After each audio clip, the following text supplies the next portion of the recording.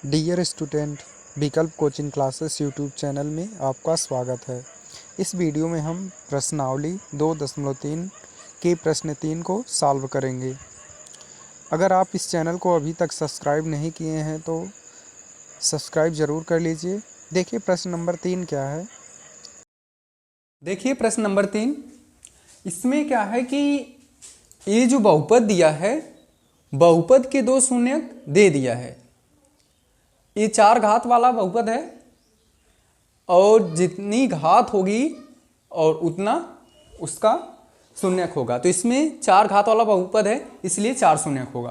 त्रिघात वाले में अधिकतम 3 शून्यक होते हैं, द्विघात वाले में अधिकतम 2 शून्यक होते हैं, और रैखिक बहुपद में मतलब एक घात के बहुपद में 1 शून्यक होता है। तो इसमें 4 घात है, इसलिए क्या होगा, इसके 4 शून्यक होंगे। तो 2 दिया है और 2 हमसे पूछ रहा है। तो देखिए शून्यक, अगर शून्यक की बात करें तो शून्यक निकलता कैसे है, शून्यक के पहले क्या होता है। तो शून्यक जब हम निकालते हैं तो किसी एक बहुपद का गुणनखंड करते हैं, लास्ट में वो जाकर के गुणनखंड में बदलता है। जब गुणनखंड निकल जाता है तो हम क्या करते हैं, उसको शून्यक में बदल लेते हैं। तो शून्यक में ये बदला गया है। देखिए शून्यक है तो इसका गुणनखंड क्या होगा, पहले गुणनखंड ज्ञात करेंगे। गुणनखंड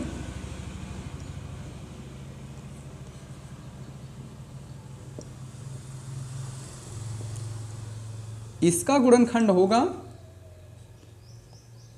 x माइनस 5 कड़े में 5/3, और इसका होगा x प्लस 5/3। तो ये गुणनखंड है, ये शून्यक है। अगर हमें गुणनखंड पता हो तो शून्य ज्ञात कर सकते हैं। तो अगर शून्यक हमें पता है तो गुणनखंड ज्ञात करना पड़ेगा।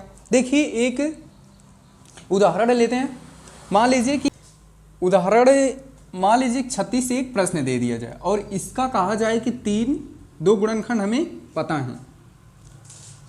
3 गुणनखंड पता, मतलब 2 गुणनखंड इसके पता हैं और 2 गुणनखंड ज्ञात कीजिए। तो यहाँ हमें केवल 2 गुणनखंड पता हैं, इसके 2 गुणनखंड पता हैं, 2 गुणनखंड और पता चल जाएंगे तो फिर हम उसका शून्यक निकाल लेंगे।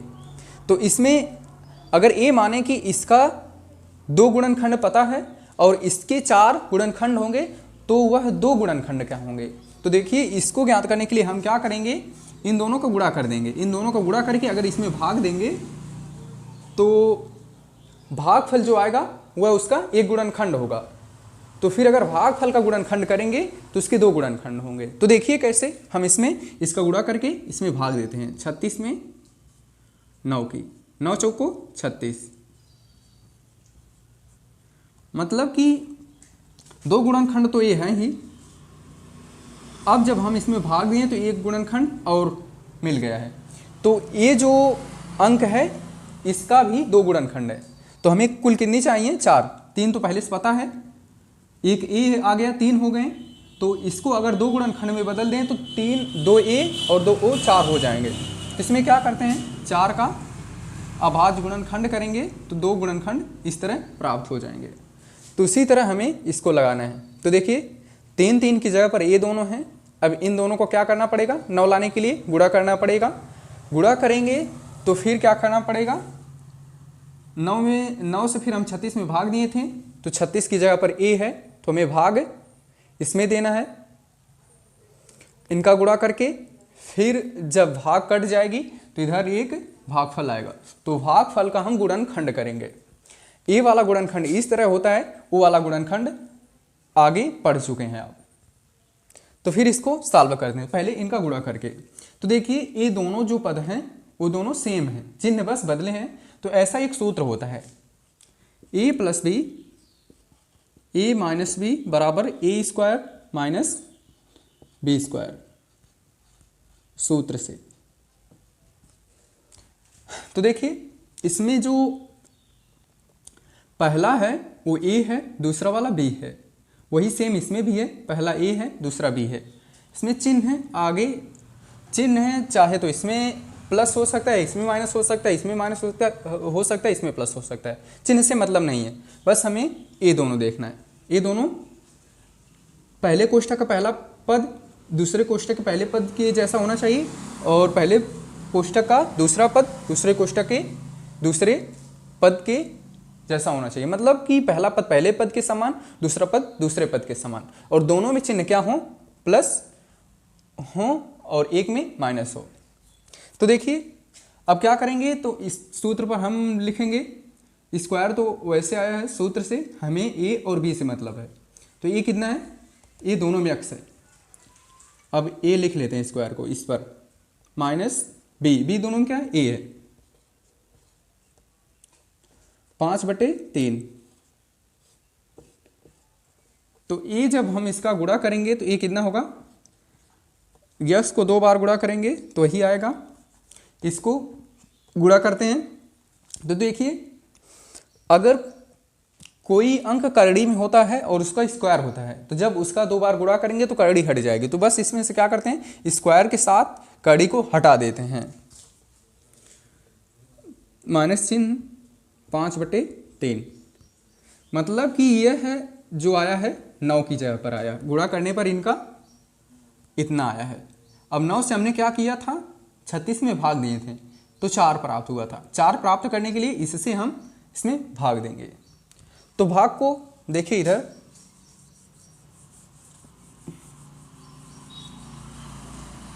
इसमें इसकी भाग देंगे,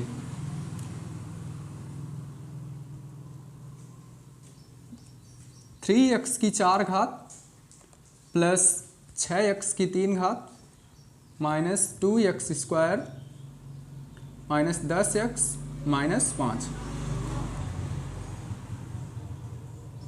इसमें हम भाग दे रहे हैं किसकी, इसकी एक्स स्क्वायर माइनस 5/3 की। तो देखिए भाग भी क्या करना रहता है, पहले पद को काटना रहता है, इसलिए पहले पद में इसके पहले पद से भाग देखते हैं तो हमें पता चलता है कि गुणा किससे करनी है, क्योंकि भाग में गुणा किया जाता है ना, तब यहाँ लिखा जाता है। जैसे वो भाग होती है वैसे ये भी भाग होती है। अगर हम इसका पहाड़ा पढ़ ले जाएं तो सही है, पर पहाड़ा पढ़ पाएंगे नहीं पढ़ पाएंगे तो गुणा ही करना पड़ेगा। गुणा करने के लिए ये जानना पड़ेगा ना किससे गुणा करें, तो वही यह अगर इसमें भाग देंगे इससे तो पता चल जाएगा कि हमें किससे गुणा करना है। तो देखिए भाग करते हैं इसमें इसकी 3x की 4 घात x की 2 घात से, 2 घात को काट देगा, ये 3x स्क्वायर, मतलब हमें इससे गुणा करना है 3x स्क्वायर से। तो देखिए ये होगा 3x की 4 घात 2 घाते 2 घाते और ये माइनस है। तो इसमें देखिए गुणा कर लेते हैं, अचर का अचर में गुणा होता है, इसलिए इसको आप गुणा इस तरह भिन्न की तरह करिए। 5 में 5/3 में कितने का गुणा, 3 का, तो 3 से 3 कट जाएगा, आ रहा है केवल 5। अब ये एक्स स्क्वायर है तो एक्स स्क्वायर यहाँ लिखेंगे, ये तो चिन्ह क्या होगा, बदल जाएगा।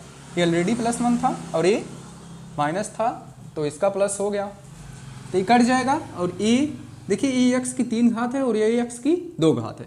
थोड़ा यहाँ ध्यान दीजिएगा, ये असमान पद है, समान पद नहीं है।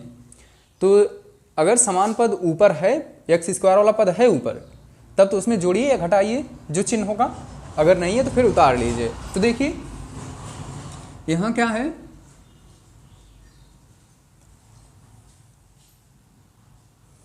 यहाँ ये है x की 2 घात यहाँ है, इसलिए यह इसके साथ होगा।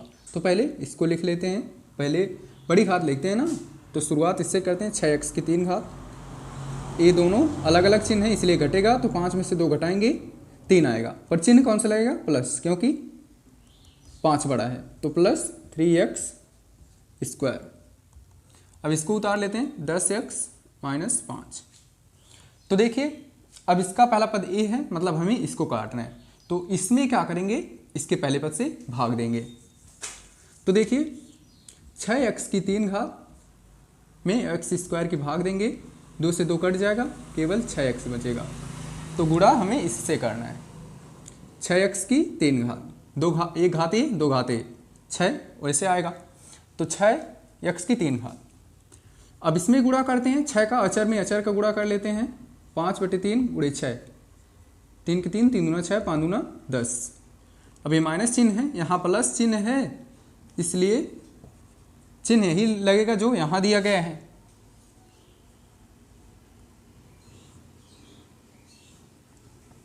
तो देखिए कितना आया, 5 दूना 10 आया, चिन्ह माइनस 10। यहाँ x की कितनी घात है, x 1 है ना, तो इसको यहाँ लिखते हैं -10x प्लस माइनस, इसको काट देते हैं, पहले बड़ी घात लिखेंगे तो 3x²। ये भी देखिए दोनों सेम हैं, चिन्ह अलग अलग हैं, कट कर 0 हो जाएगा, ये जैसे 0 हुआ था। अब -5 को उतार लेते हैं। तो देखिए इसमें क्या है, इसका पहला पद a है और इसको काटना है, इसलिए इसके पहले पद से गुणा करेंगे। तो 3x² में x² से गुणा, इससे कट जाएगा, 3 बचेगा, 3 से इसमें गुणा करेंगे तो 3x² माइनस है, माइनस लिखते हैं क्योंकि यहाँ प्लस चिन्ह है, प्लस चिन्ह रहता है तो फिर यही लिखते हैं जो यहाँ दिया रहता है। अब 5/3 में 3 का गुणा कर लेते हैं, ये कट जाए, केवल 5 बच रहा है, 5a बस 5 ही प्लस माइनस। देखिए ये किसकी जगह पर आया है, जब हम 36 में 9 का भाग दिए थे तो 4 आया था, वो 4 की जगह पर इतना आया है। जब 4 का हम अभाज्य गुणनखंड किए थे तो 2 आया था, कितना 2। तो अब इसका भी क्या करना पड़ेगा, अभाज्य इसका भी गुणनखंड करना पड़ेगा। तो गुणनखंड यहाँ कर लेते हैं। तो देखिए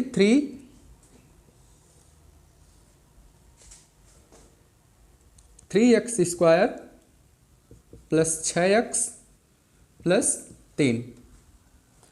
अब हम गुणनखंड क्या करना है, शून्य जब ज्ञात कर रहे थे तो वो तो बता ही दिए हैं कि कैसे ज्ञात होता है।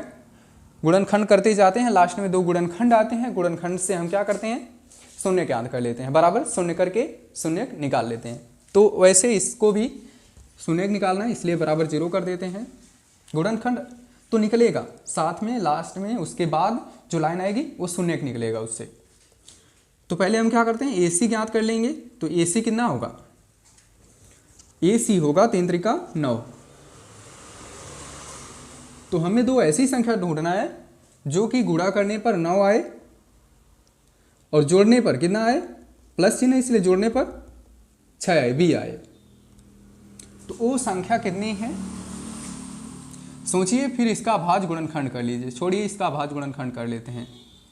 3 त्रिका 9 है, 3 त्रिका 9, तो ये 3 है। 3 का जब गुणा करेंगे तो देखिए 9 आता है, अगर 3 को जोड़ देंगे 3 + 3 तो 6 आ जाएगा। तो फिर वो संख्या क्या है, 3 है। तो हम क्या लिखेंगे, 6 की जगह पर इसको 3, इसमें x है इसलिए उसमें दोनों में x। तो 3x² plus 3x plus 3x plus 3 बराबर 0। अब इसमें एक पद मान करके, इसको एक पद मान करके अब इसमें से कॉमन लेते हैं। तो देखिए x दोनों में x कॉमन होगा, 3 भी दोनों में 3 भी कॉमन होगा, मतलब कि 3x कॉमन हो रहा है। तो यहाँ केवल x बचेगा क्योंकि 3 और x एक बाहर चले गए हैं, एक x केवल बचेगा, यहाँ से ये दोनों बाहर चले गए हैं, इसलिए 0 नहीं 1 बचेगा। और इसमें से 3 कॉमन है केवल, देखिए दोनों में 3 है, प्लस 3, तो x प्लस 1, इधर देखिए बराबर 0। तो क्या होगा, अब एक पद a और एक पद a, इसको एक पद मान करके हम क्या करते हैं, इस वाले पद में और इस वाले पद में देखते हैं कि कॉमन क्या है, वनिष्ठ क्या है। तो इसमें दिख रहा है x कोष्टक वाला जो है दोनों में है, तो कोष्टक वाला ही कॉमन होगा, x प्लस 1, और इसको ये होगा 3x बच जा रहा है जो, उसको ऐसे ही छोड़ दीजिए और इसको भी कोष्टक में बंद कर देते हैं। अब दोनों के बराबर 0 कर, ये देखिए गुणनखंड आया, इसका क्या, ये जो हम 4 का भाज्य गुणनखंड किए थे तो 2 आया था, और इसका क्या आया है, ये इतने गुणनखंड आए हैं। अब हमें शून्य ज्ञात करना है, बराबर शून्य करके ये जो लाइन है वो शून्यक वाली है। तो x + 1 बराबर 0, 3x + 3 बराबर 0।